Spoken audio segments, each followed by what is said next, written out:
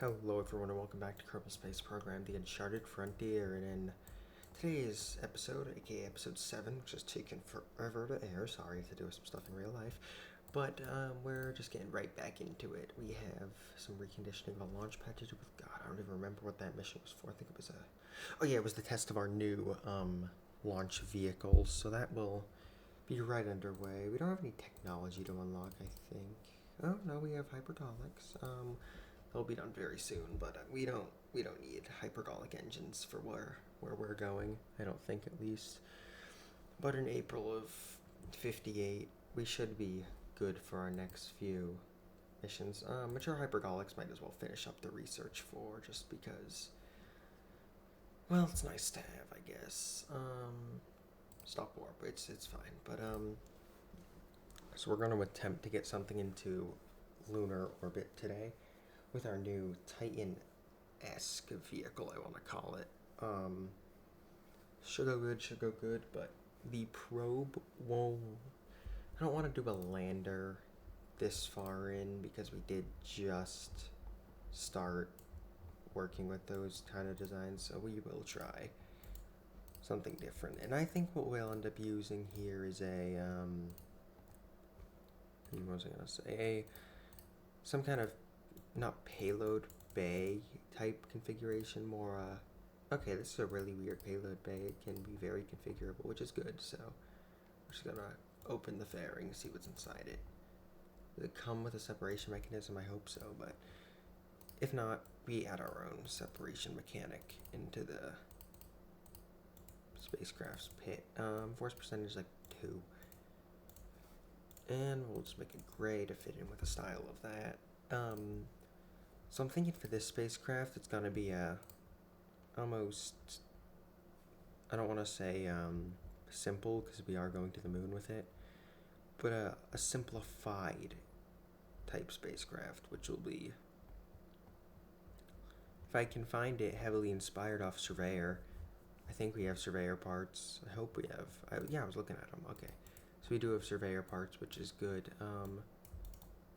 Surveyor is just going to be it can be a land. We can try landing with it. Honestly, I don't think things could go that wrong if we did, per se. We don't want to use the Surveyor landing engines because those are liquid fueled. Not liquid fuel, but those are too stock alike, if you know what I'm saying. We gotta, well, yeah, not stock alike, but you get the point. They're too, well, they're really along the lines of what the Surveyor lander is in real life, and we do not want to directly copy the Surveyor lander. So I think we're not going to even have landing legs on it. We're just gonna, for communications, we obviously will use the Surveyor antenna because that is our only lunar rated antenna as of right now.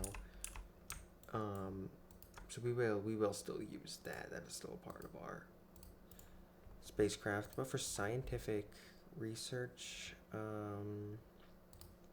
thermometer will work, 'cause that doesn't need to be returned to the launch site. A micrometeoroid detector will work. You can slide that on the side of this panel, just like that.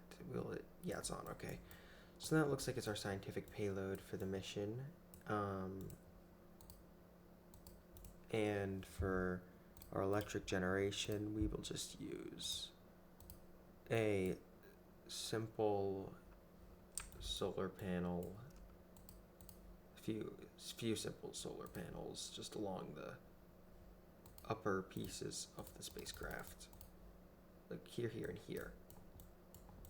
Okay, so that's our Surveyor lander. Now we're gonna close the fairing, and it barely encompasses it. Delta 100, Delta. No.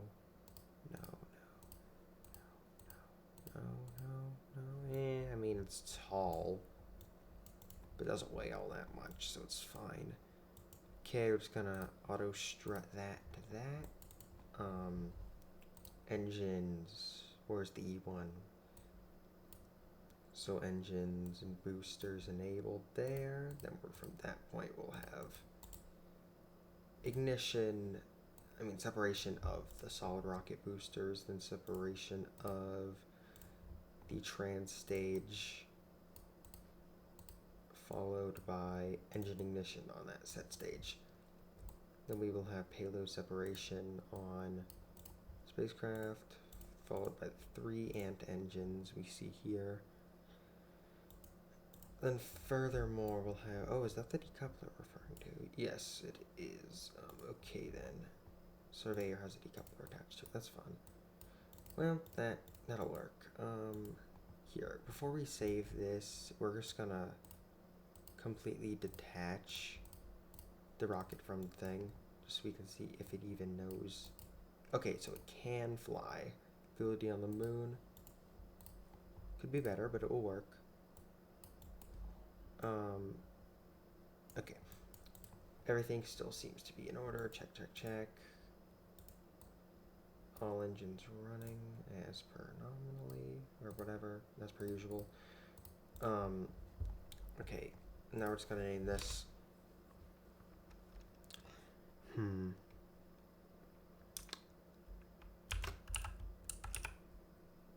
Luna.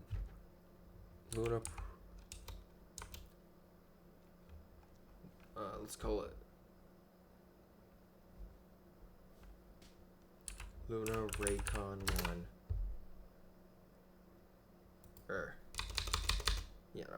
LunarCom 1. That's the name of this vessel.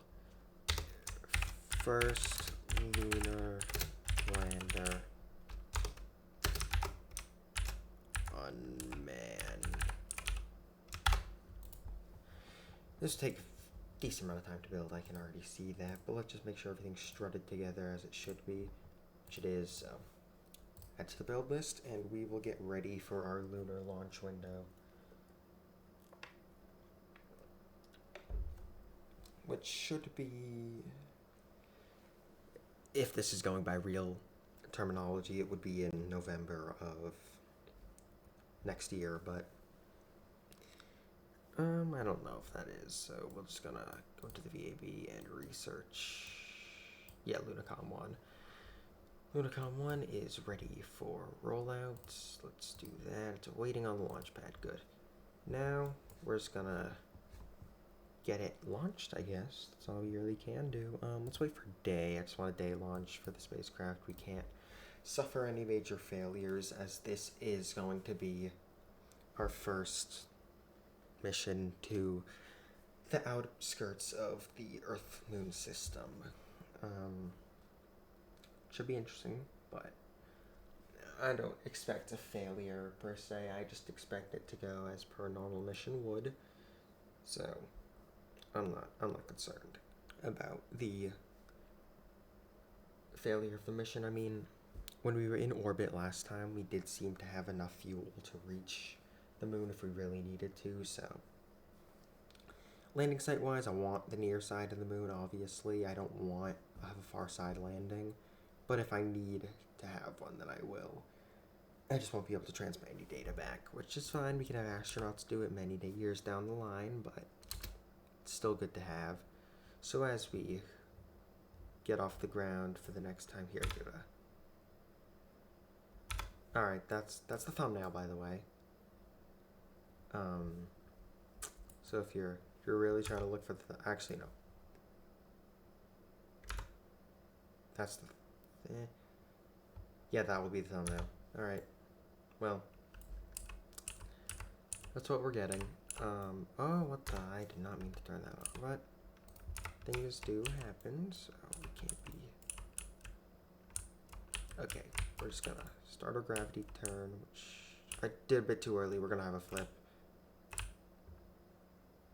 Oh, no, we're not. Okay, we're good. Just pull it back into a stable. These things don't come very sturdy, which is unfortunate. But solid rocket wise, we're about to lose our solid rocket boosters. 54, 57, 21, 5, gone.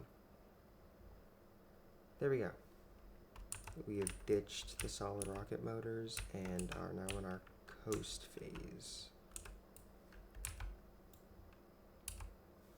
No, we're not. We're good to just burn the rest of it. Okay, we're out of engine.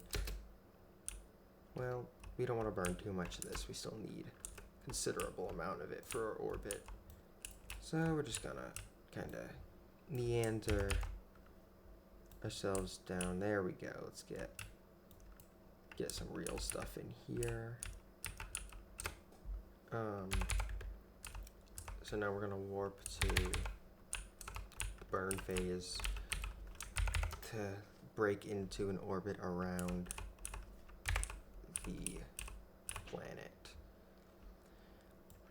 Our comm satellite should support this long duration mission, but I honestly don't know the delta V margins for a moon mission in Sol quarter scale, because a delta V chart doesn't exist, but they can't be too different from not KSS2, KSRSS, which I have played a lot of, so we should be relatively fine. Okay, now the moon is here. We will set up our maneuver. Did I not hit maneuver? We don't have maneuvers, do we? Yes, we do. Okay. Well, and we're gonna push it really far. We will have the fuel. It's gonna be a tight squeeze, but we'll do it. Holy bad trajectory. Oh, well, we need to match our trajectory with the moon. So I think we'll burn here. What does that bring us? At around a good amount. Okay. Okay, so at that speed, that's doable. But we'll come up from the southern end of the moon. Here, let me grab that maneuver again, just to try to fine-tune it a little bit. No, wrong way. You see, we need to get it into a position where it can actually... Okay. That's not bad. Not good.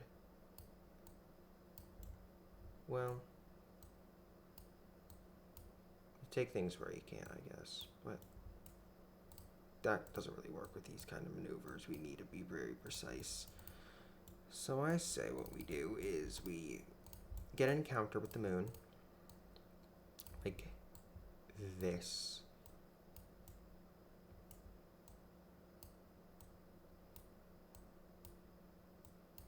Yeah, as I said, we get an encounter with the moon.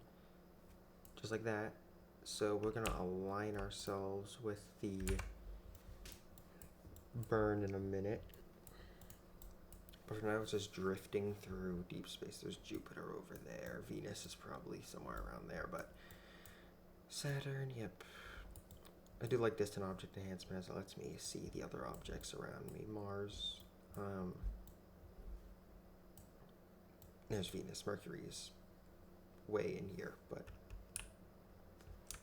no one cares about Mercury all too much, so it's fine. Start burn in. Okay, that's good enough for me. So now we're just gonna very carefully align ourselves with the trajectory we have plotted out.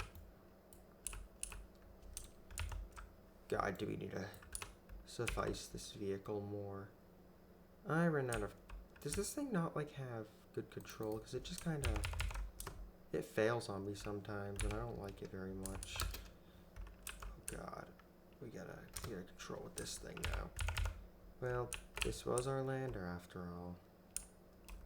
So can't do too much complaining. Okay, we're gonna pull ourselves back to the moon.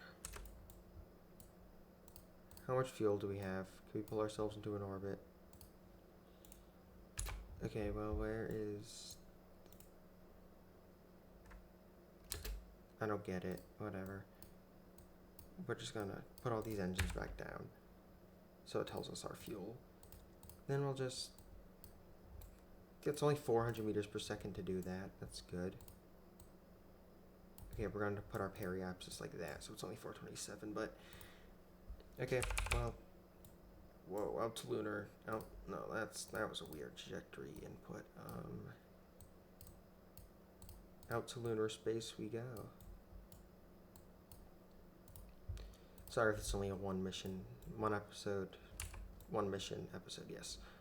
We are doing a lot this episode, so it's a pretty exciting day for the program, I'd say so. We don't need a maneuver node to determine our trajectory, and we do not have electric power. Oh, that's fun. So hopefully, what I'm hoping is that we can regain control of the spacecraft, please. Oh god.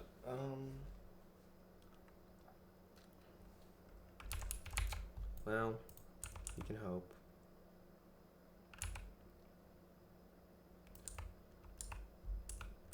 We gotta re-encounter the moon eventually. I mean, that's just a given, but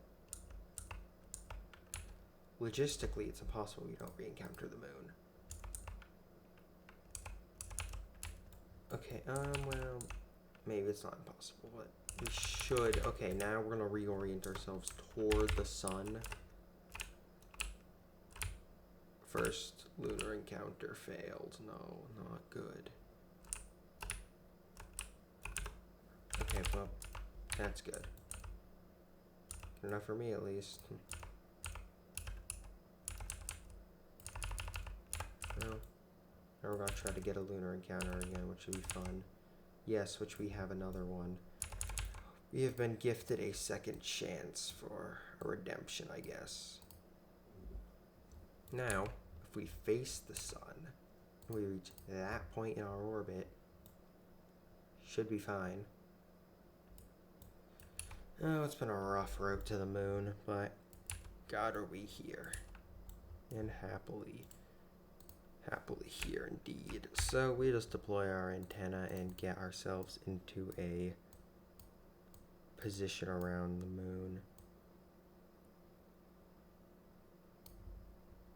Just like that. Okay, so now we're gonna not teleport,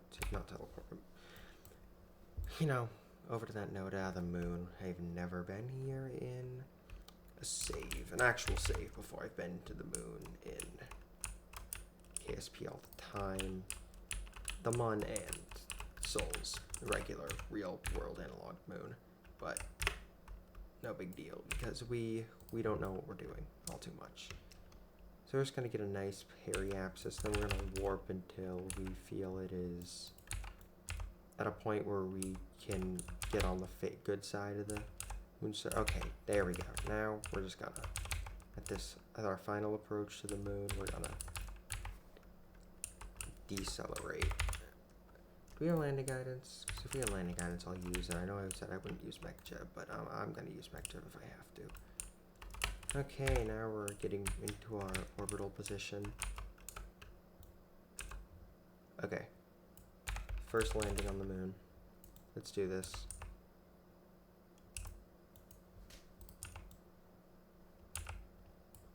Where's the Earth? There's the Earth, okay. Okay, I'm not gonna have full throttle. We don't need it at this point. Do we have like a suicide burn meter or no? Okay, we might need it now. Burn initiated. 600 meters per second. 500 meters per second. 400.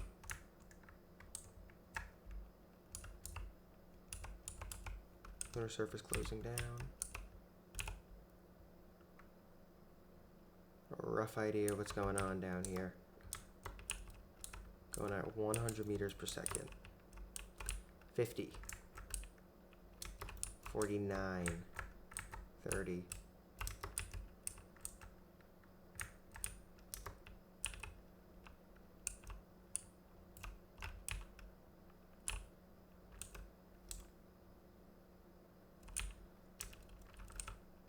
Oh no. That was not the right button. Not mean to press that. Well. Crap, we're on our resonance now. We know where we're heading. Okay, fire him up.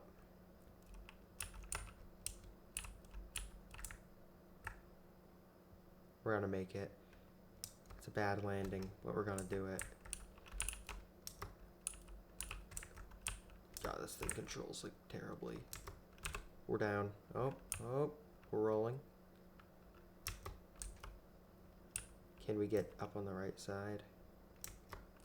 No. Oof. Oh, that might have been enough.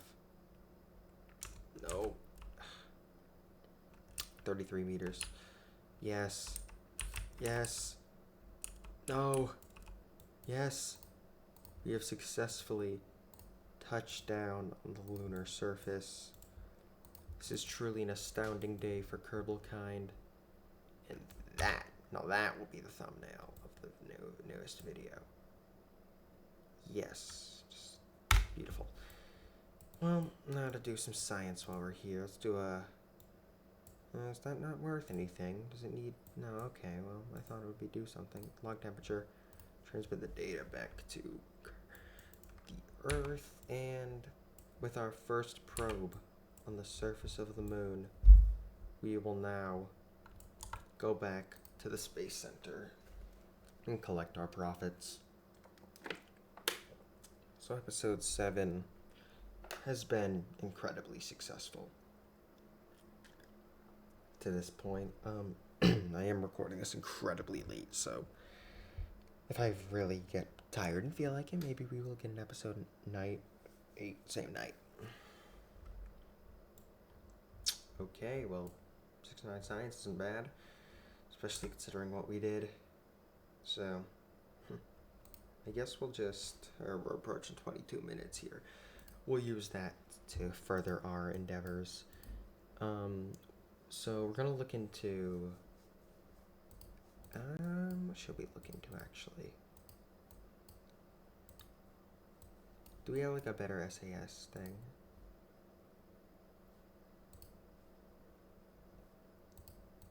Do I know? Yeah, basic SAS. Improved SAS. But there's no SAS here. Landing? No. Don't have any landing stuff? Okay, well. What do these do? Some better cryos.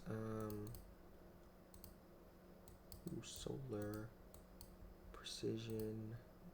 Better scientific measurement would be nice, so we'll do that, I guess. But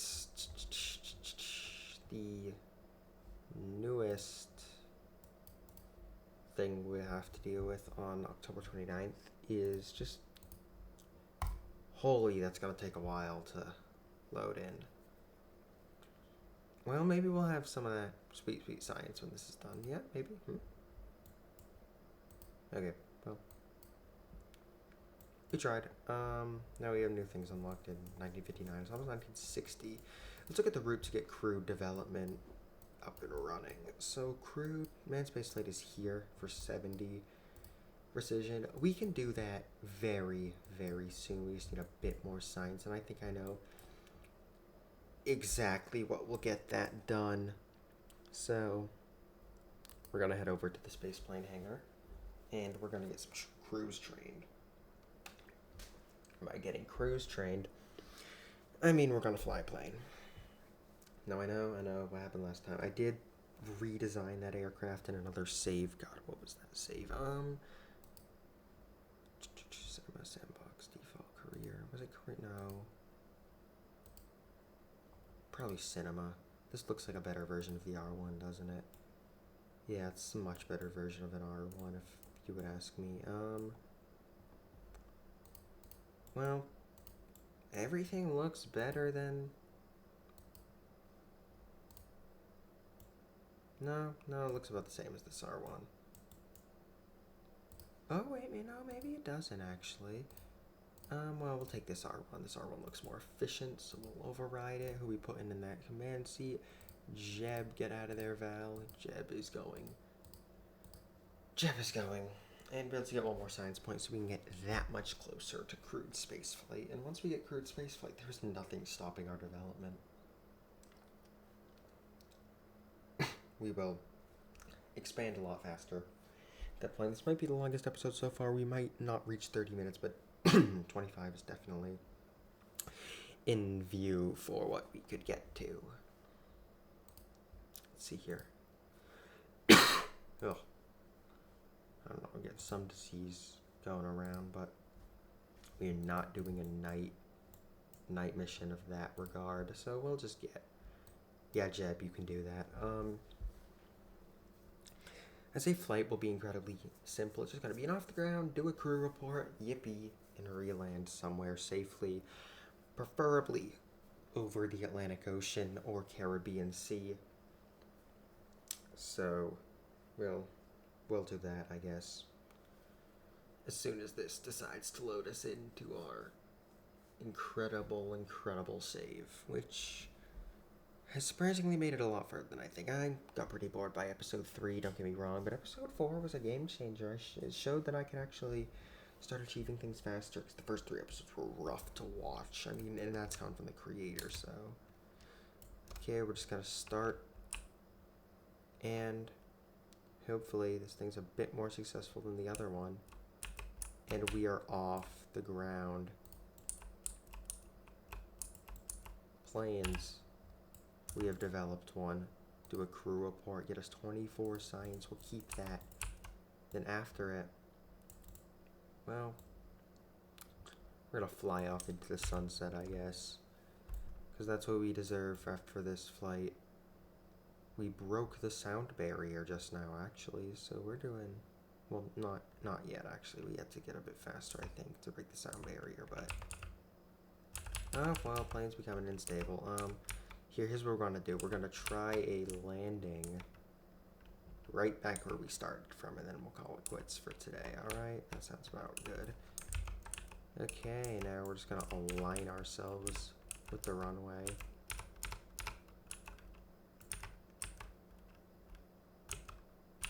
Okay, we're aligned now. Gear down.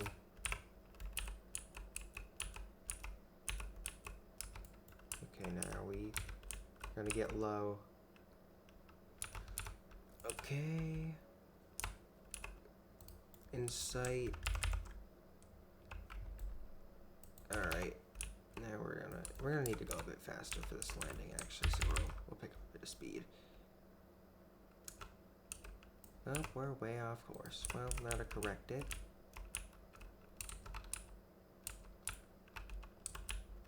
Okay, well, this is really risky. This would not fly in real life, but luckily we're in KSP, so anything flies.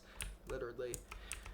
Okay, now we're just coming down for a nice and easy first plane landing. Oh, the beauty of finally touching a kerbal down on the runway. Oh, well, not beauty. Okay, well.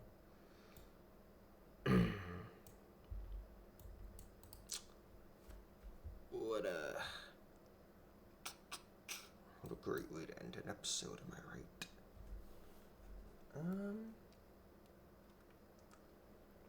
I don't think I have missing crews respawn on. That was interesting, alright. Well then,